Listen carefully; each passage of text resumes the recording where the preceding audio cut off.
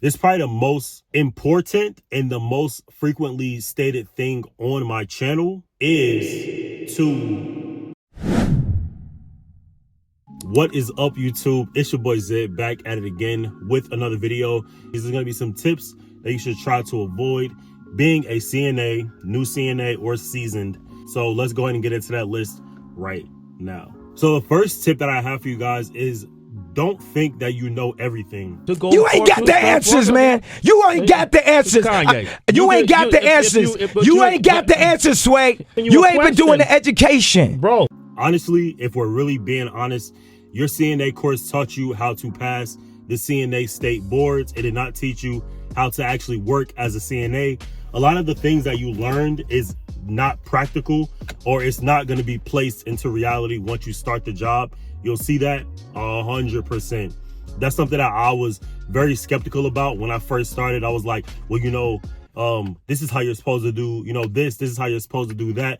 Every facility has a different rule. Every hospital has a different rule. Granted, this is what you were taught in your CNA program was the general way to do everything, but being placed into reality, there is stipulations that's gonna hinder you from doing certain things, certain types of way. A lot of times in the CNA program, they taught you how to do things alone. In a hospital, you'll have a 2 assist. You'll have, you know, 2 or 3 people helping you do sometimes even one task. Now, that doesn't go so much for nursing homes or patient care once you get experience. But in the beginning, you'll see that, hey, this patient's 300 pounds. There are 2 assists. In the program, they didn't mention anything about bigger patients, in my program at least. And I know a lot of you programs as well. They didn't mention anything about bigger patients. You'll have help. You'll have help. You'll have 2 people helping you, and you'll kind of get a gist of how they do certain things. You'll find out what you like. You'll find out what you don't like. And that's really, really that. Don't think you know everything. In your CNA program, you go over a lot. You go over a lot of different tactics and different skills that you will be using once you enter the field. And for the most part, you'll be using all of them, even all the way down to range of motion and that compression sock. You might not see it all at one time, but within different specialties, you will get a chance to use different skills that you ended up learning. And a lot of times, you know, you're dealing with people's lives here. I say that often. You're dealing with people's real life. So don't think you know everything. If you don't know something, if you're hesitant about something, go ask someone. Go ask a question. Go, you know, get help, because again, in the field, this is real deal, holy field. You don't know everything. You were trained on it, but you don't know everything. And it's always best to get a second opinion, or best to just get some help. Stop it. Get some help. The next thing is going to be find your rhythm for your shift. Now, you have essentially 8 to 12 hours to handle certain things. That can be a bath for a patient. That can be changing a patient's for pericare. That can be cleaning a patient's Foley, ambulating a patient, feeding a patient, all the way down to even getting their vitals. Jesus Christ. A lot of times, different facilities have different schedules for when vitals are supposed to be done.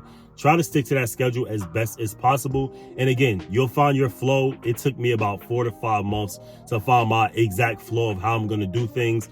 Again, 2 weeks of that would have been me training, or really a week of that would have been me training, but I always had help to get from nurses and other CNAs on the floor. If you know you have a list of 10 things to do, get 8 of them done as soon as possible, just so you have a little bit of time, leisure time to kind of like take a seat, take whatever breaks you need to take, and you're still able to help your patients in an efficient and safe way by just front loading your work. If anything goes awry or anything happens, you know, you're not rushing at that, you know, shift change hour to get everything done. If you have more questions about it, comment below and I'll do another video on how to exactly set up your shift, because I haven't done one of those in a while, and I'll be excited and happy to do another one for you guys. The next one is going to be, if you are being precepted, if you're being precepted, someone is watching you, someone is training you, someone is making sure you are competent and you're adequate within your work before you start on the field. Take your time with your preceptor. If you're not ready, you're not ready, and you need to say that. I've seen CNAs that can go onto the floor within a day, within 2 days, within a week. And I've also seen other CNAs that might take about a month to really get their bearings and get their grasp on exactly what they need to do. It takes time to learn this type of work. It takes time to adjust to this type of work. And if you are not ready, don't rush out on the floor. Take whatever time you need. Because it's going to be benefiting you and the patient more if you are competent and you know what you're doing and you're not afraid and you're not scared. Be knowledgeable, be confident, and just do your best. Ain't that right? He ain't lying. The next thing is gonna be, don't be scared. A lot of times, I mention this all the time about codes. Codes are a touchy topic. If you don't know what a code is a instance where a patient goes down. They are unresponsive. They are not able to respond to you. Their heart rate is all wonky. They might not have a heart rate at all. They are coding. They are crashing. Their life is being stripped from them at that moment. Definitely take that serious. Definitely make sure you're adjusted and you know what to do in those instances. Hey, go check on this patient, and that patient's not responsive. They call a code. You're in there doing compressions within, like 2 seconds. But yeah, definitely something that you want to make sure you're knowledgeable about. Don't be scared. You know what I mean? You're entering the field as a CNA. You're there to help the nurses. You're there to get your experience. So maybe one day you can go become a nurse as well. You can go become a physical therapist, a doctor, who knows?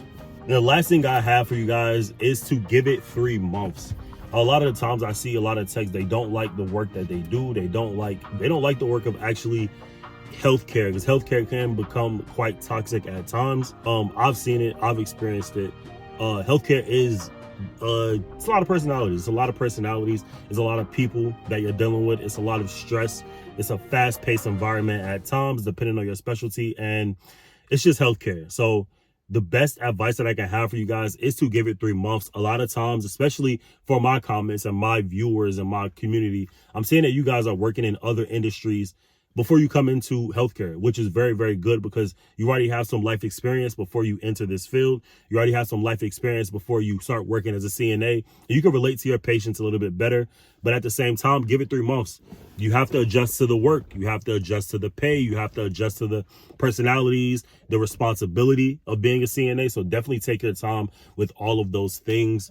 The last thing that I will mention, and this is this is probably the most important and the most frequently stated thing on my channel, is to not let CNA be your last step.